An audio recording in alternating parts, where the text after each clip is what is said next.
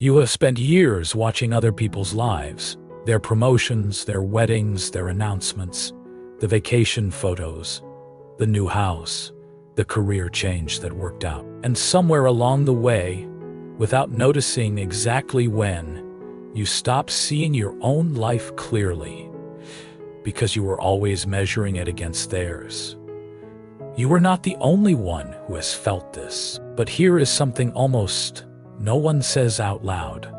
The race you are running, you never signed up for it. This is a story about Sarah, a woman who spent 37 years measuring her life against everyone else's, until the day she finally stopped. Welcome to the silent lesson. Sarah grew up in a house where results were visible. Report cards left on the kitchen table. Her older sister's straight A's, her brother's math trophy on the shelf in the hallway, and Sarah, who got B's and drew small, careful pictures in the margins of her notebooks, learned early what it felt like to be slightly behind. No one told her she was less, but the numbers made it clear enough. By 16, she had developed a quiet habit. Every room she entered, she would find the person she needed to beat. Not fight, not argue with, just beat invisibly in a private scorecard no one else could see. She worked harder than her friends, not because she loved the subjects, because she needed the gap to close. Sarah became an accountant. She was good at it. She rose steadily, one promotion, then another. But she barely noticed her own progress. She was always looking at someone else's. When her colleague Daniel got a corner office at 32, Sarah stayed late for 3 months. Not because the work required it, because the gap felt wrong. When her friend Maya posted photos of her kitchen renovation, marble countertops, a wooden deck in the back garden, Sarah looked at her own apartment and felt a familiar private shame. She told herself it was ambition. It was not. It was a cage she had built so carefully, so gradually, that she had forgotten what it felt like to stand outside of it. In October of that year, Sarah went to a birthday party for her university friend Claudia. Claudia had just published her second book. Her publisher had flown her to Paris. There were photos on the wall. Claudia at a bookshop. Claudia at a rooftop dinner. Claudia with a long line of readers waiting for her signature.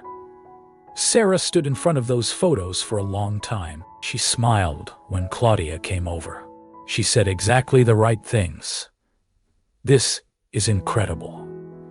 You deserve every bit of this."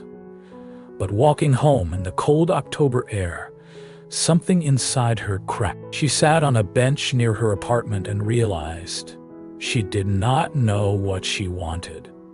Not really, not anymore. She had spent so many years measuring her life against others that she had forgotten to ask what she actually wanted for her own. That night, Sarah opened an old notebook, the kind she used to fill with drawings as a girl. She wrote one question at the top of the first page. What do I actually want? She sat there for 40 minutes. Nothing came. She tried another question. What do I love? Some things appeared. Coffee in the morning before the apartment filled with noise. The quiet of a good walk. The satisfying click of a spreadsheet when everything balanced out. Small things, embarrassingly ordinary things. She had expected big answers. She got small ones. She wrote them down anyway. The following spring, Sarah moved into a building with a shared garden. On a Saturday morning in April, she found herself kneeling in the dirt next to her neighbor Henry, a man in his early 60s who had lived in the building for 22 years. Henry planted tomatoes every spring and gave them all away before August was over. "You don't keep any for yourself?" Sarah asked. He thought about it for a moment. "I like the planting," he said. "The tomatoes are just what happens." Sarah laughed. It was the strangest, most freeing thing anyone had said to her in years. That summer, She started doing things for reasons that had nothing to do with anyone else. A watercolor class, badly, happily, long walks with no destination. A weekend trip to a town she had read about once and never visited. No one saw these things. No one asked about them. For the first time in her adult life, that felt like enough. There is a kind of tiredness that comes from trying to live in two timelines at once, your own and everyone else's. When you compare your life to another person's life, you are comparing your inside to their outside. You see what they have.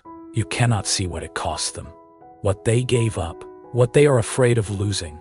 Sarah did not stop caring about people she loved. She simply learned the difference between two very different feelings. Admiration says, "That is beautiful.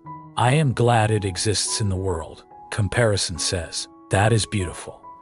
So what does that make me?" One of those opens something in you. The other slowly narrows your life until you are living it inside someone else's frame, never quite fitting, never quite at rest. 3 years later, Sarah had dinner with Claudia. A small evening, just the two of them. Claudia asked about the watercolors. Sarah laughed and said she still wasn't good. She did it every Sunday anyway. Claudia said she had always wanted to try something like that.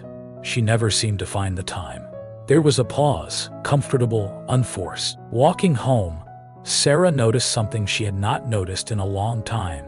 She had not measured herself against Claudia. Not once. She had simply been there, in the conversation, in the evening. She stopped at the same bench as before. The city was quiet.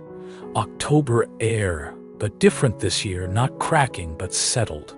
She did not open her notebook. She did not write any questions. She already knew what she wanted, and for the first time, that was enough.